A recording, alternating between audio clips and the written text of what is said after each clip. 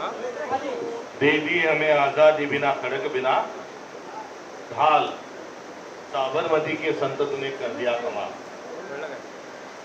धर्म को सत्य कहा गया और सत्य को ही धर्म कहा गया। इसका मतलब ही है कि असत्य क्या है, तो असत्य अधर्म है। और बाबा साहेब ने क्या कहा कि अन्याय करणाऱ्यापेक्षा अन्याय सहन करणारा जास्ती दोषी होता। मैंने 3 बातें आपके सामने रखी, एक अन्याय का प्रतिकार, एक सत्य, और इस सत्य और दोनों के साथ आग्रह का भी एक अनुरोध आपके सामने मैंने रखा। और आज इन भूमिका को साकार करने के लिए, भूमिका को और आगे लेके जाने के लिए आप लोग युवक कांग्रेस के मुंबई के सब साथी आज यहाँ आंदोलन को और सत्याग्रह को बैठे हुए। तो सत्य का आग्रह है, धर्म का भी आग्रह है। सत्य का जो आग्रह है वो अधिकारों का भी आग्रह है, और सत्य का आग्रह जो है वही हमारे जीवन जीने का तरीका है। यदि हम झूठ जीते हैं और यदि हम झूठ को पालते हैं तो हम अधर्मी हैं। धर्म जो होता है वो कोई धर्म विशेष का धर्म नहीं होता। तो सच्चाई के लिए, सभी के हक के लिए आगे चलना, आगे बढ़ना, ये धर्म होता है। ये हमारे संविधान का भी धर्म है। संविधान ने हमें क्या धर्म बताया है? समता, बंधुता, सामाजिक न्याय, हर व्यक्ति की गरिमा, हर व्यक्ति का सम्मान, दबे कुचले व्यक्ति को का उत्थान, स्त्री पुरुष समानता, ये हमारे संविधान का धर्म है। और उसी धर्म को लेके आगे बढ़ने की आवश्यकता है। हमें आजादी भी जो मिली इसी आंदोलन से मिली। तथागत गौतम बुद्ध ने भी यही संदेश दिया, महावीर जी ने भी यही संदेश दिया, तमाम संतों ने भी यही धर्म हमें संदेश दिया। हम शिव शाहू फुले अम्बेडकर की महाराष्ट्र में बात करते हैं, उन्होंने भी यही हमें संदेश दिया। भगत सिंह ने भी हमें सत्य का यही संदेश दिया। और ये सारा जो संदेश है वो हमारे संविधान से जो उभर के निकल आता है, तो उसका निर्वाह करने का और हम इंसान होने का जो धर्म हमारा है उसका निर्वाह हम सब लोगों को करना चाहिए। आए दिन जात धर्म पर बटा हुआ भारत जब हम देखते हैं तब पीड़ा होती है, और ये पीड़ा का कारण अधर्म है। और सच्चाई के रास्ते पे चलना, संघर्ष करना, यही हमारा जीवन जीने का तरीका होना चाहिए। और आज इसी भावना और इसी भूमिका का निर्वाह यहाँ पर आपकी अध्यक्षा और आपके सारे सहयोगी कर रहे हैं, इसलिए आप सब लोग बधाई पात्र हैं। 12 साल पहले एक शख्स इस भारत का पंतप्रधान बना, और वो बने तो बनते समय उन्होंने कुछ वादे इस देश को किए थे। वो वादों में क्या था? तो मैं खाऊंगा ना खाने दूंगा, ये उनका जो वादा था आज साफ तौर पर झूठ साबित हो रहा है। और देश में पूरी तबाही मची हुई, लूट मची हुई है। और ये लूट जो है, ये चोरी से भी बड़ी लूट हमारे देश में आज चल रही है। और ये हमारे जो प्राइम मिनिस्टर ऑफ इंडिया है, भारत के जो पंतप्रधान है, उनके सहमति से नहीं तो उनके भागीदारी और हिस्सेदारी के साथ आज लूट मची है। तो खाने की आप बात कर रहे थे, आप खा नहीं रहे हो, बेच रहे हो, और अंधाधुंध तो जो मची है ये उनका वादा था, यानी न खाऊंगा न खाने दूंगा, ये उनका वादा झूठ साबित हुआ। और उन्होंने, आप युवाओं को के साथ में क्या वादा किया था कि हर साल 2 करोड़ नौकरियां हर साल देंगे। इस जनाब को बन के कितने साल हुए? 12 साल हुए। 12 साल में कितने रोजगार मिलना चाहिए था? 24 करोड़। मगर इस देश में रोजगार बढ़ा नहीं है, इस देश में रोजगार घटा है। लोगों को नौकरियां नहीं मिल रही है, और जिनको नौकरी लगी है उनकी नौकरियां जा रही है। ये उनका एक दूसरा झूठ है। तीसरा जो झूठ है, वो तीसरा झूठ था कि विकास के नाम पे हम ले जाएंगे। 100 स्मार्ट सिटी का ऐलान किया, और बहुत बड़े बड़े वादे विकास के उन्होंने किए, मगर आज विकास भी कहीं नजर नहीं आता। और इस विकास की जो भी बात थी उस बात में भी भ्रष्टाचार और भ्रष्टाचार के साथ विकास के राह के बदले विनाश की राह पर ले जाते हुए तीसरा भी वादा उनका झूठ साबित हुआ। भारत ये कृषि प्रधान देश है और कृषि प्रधान देश में उन्होंने कहा था कि जितना लागत मूल्य होगा उस लागत मूल्य से 1.5 गुना दाम हम फसल को देंगे, मगर 1.5 गुना की बात छोड़ दो। मनमोहन सिंह साहब जब प्राइम मिनिस्टर थे उनके समय जो फसल को दाम था उससे भी कम दाम मिल रहा है, और दूसरी तरफ जो बीज है, जो खाद है, इसके दाम बढ़े हैं। खेती में जो लागत मूल्य है डीजल के कारण और अन्य कुछ कारण वो बढ़ा है, इसलिए किसानों के साथ भी जो किया हुआ उनका जो वादा था वो भी सरासर झूठ साबित हुआ।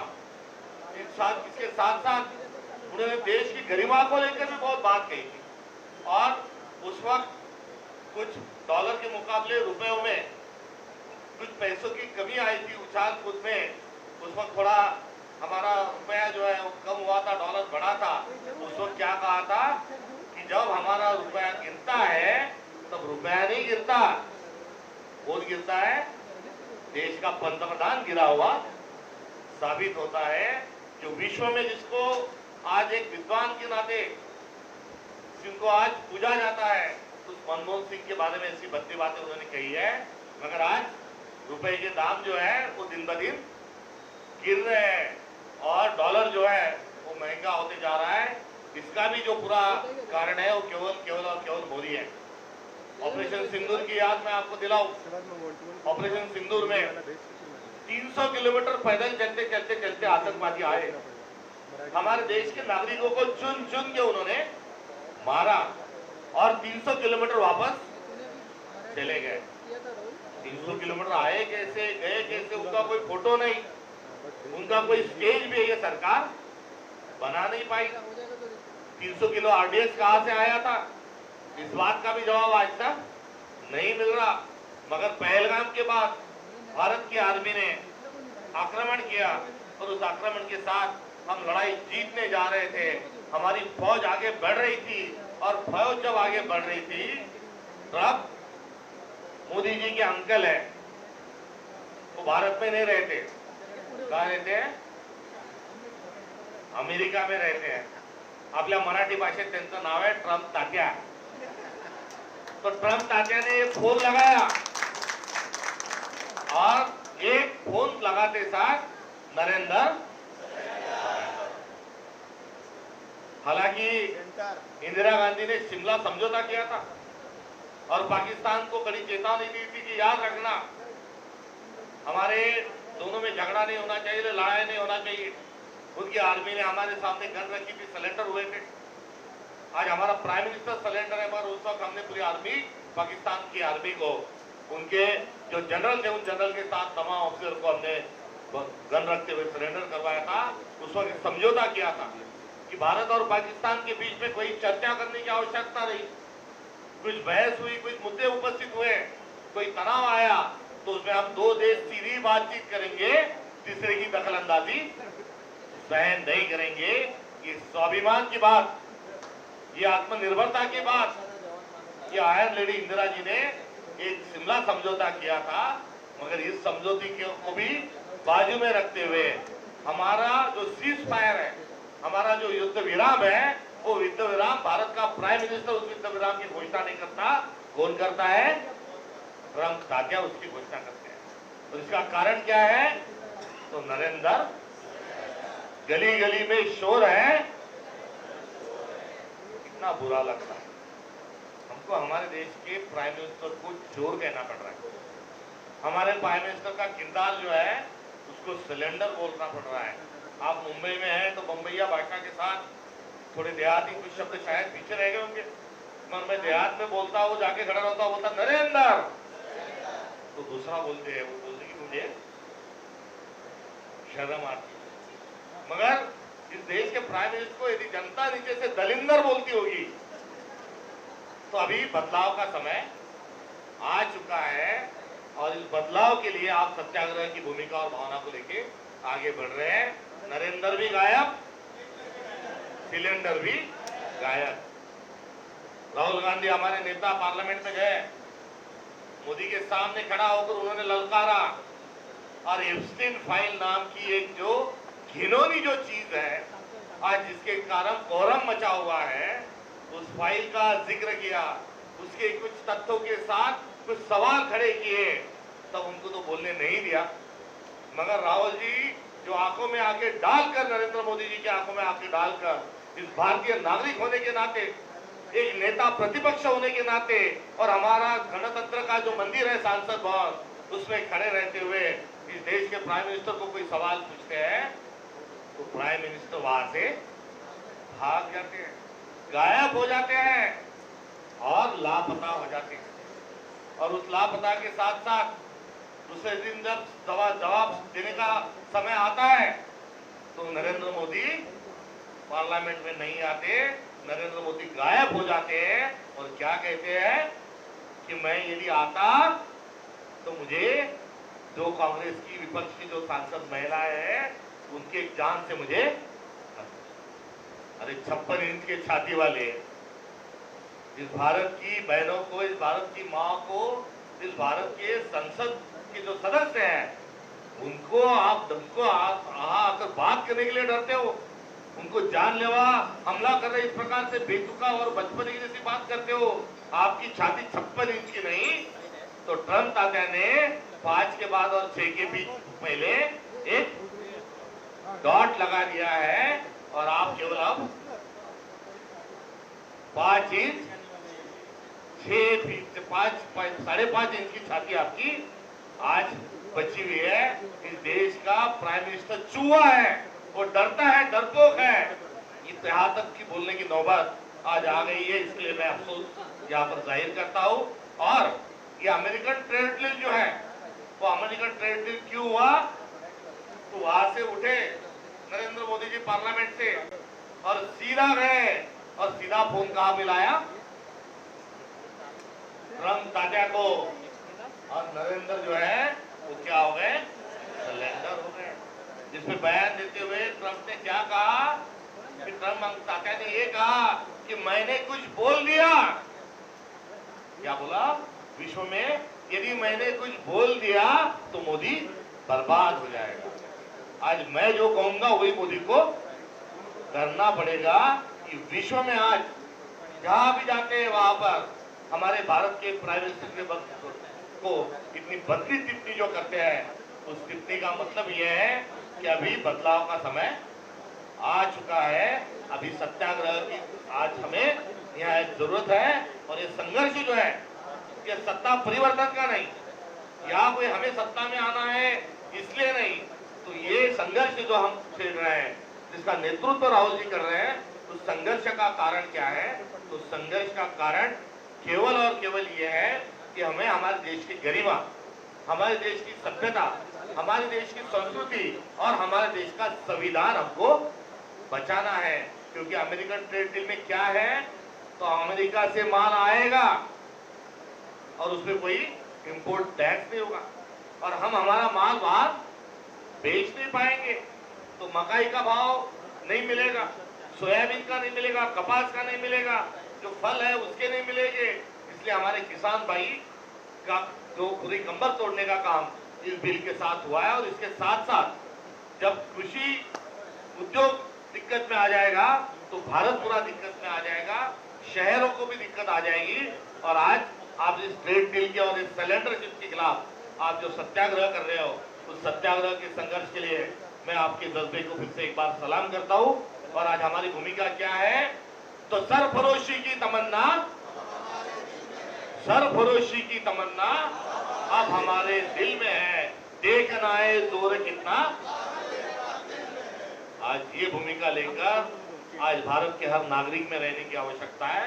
और कांग्रेसी होने के नाते आज हम जुल्म और अन्याय के खिलाफ हम लड़ते रहेंगे, लड़ेंगे, जीतेंगे, लड़ेंगे और बढ़ेंगे। ये भूमिका हमारी है। इसके लिए मैं फिर से एक बार मुंबई प्रदेश कांग्रेस के युवा कांग्रेस के अध्यक्ष जी का मैं तहे दिल से उनको बधाई कर देता हूँ, उनकी हौसला अफजाई करता हूँ।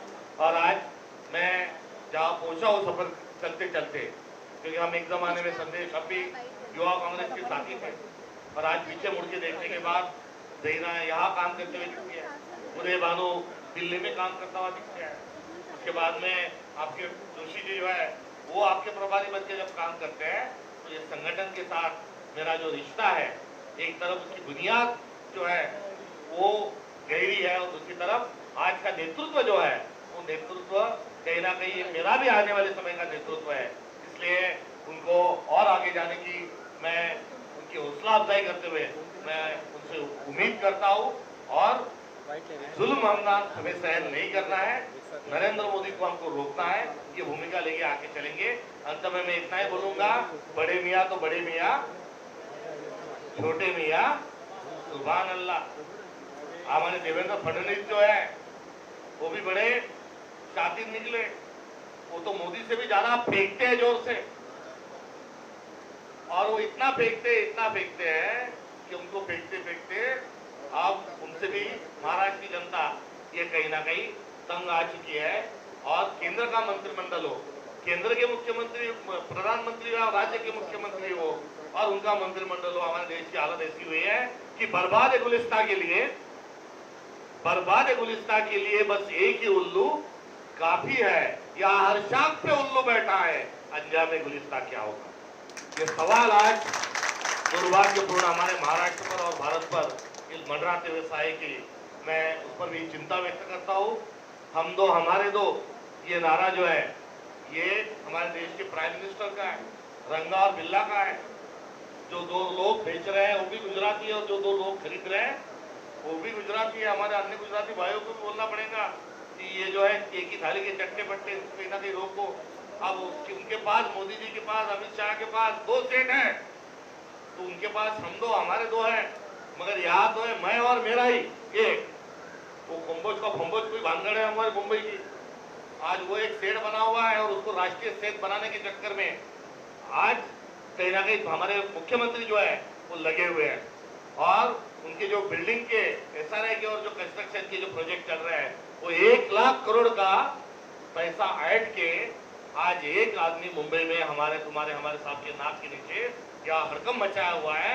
आने वाले समय में वो भी जंग और वो भी लड़ाई हमको लड़नी है।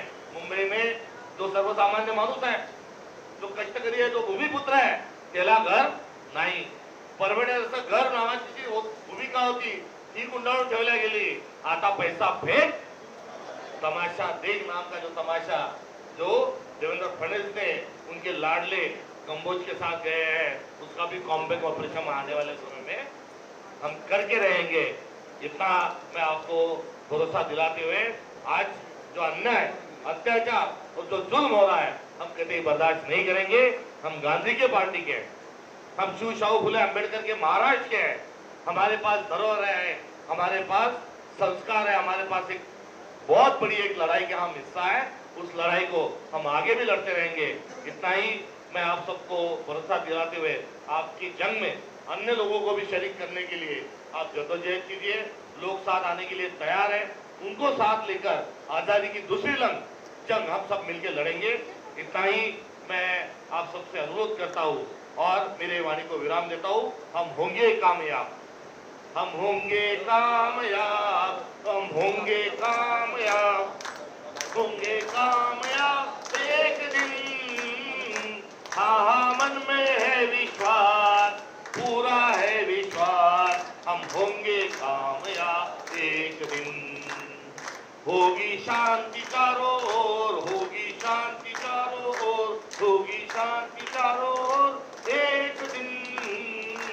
तो मन में है विश्वास, पूरा है विश्वास, हम होंगे कामयाब एक दिन, हम होंगे कामयाब एक दिन। भारत माता की जय संविधान। देश विदेशातील प्रत्येक घडामोडींचे लाईव्ह अपडेट मिळवण्यासाठी आता साम टीव्हीच्या सर्व सोशल मीडिया प्लॅटफॉर्मला लाईक, फॉलो आणि सबस्क्राईब करा। तसंच सर्व नोटिफिकेशनसाठी बेल आयकॉन प्रेस करायला विसरू नका।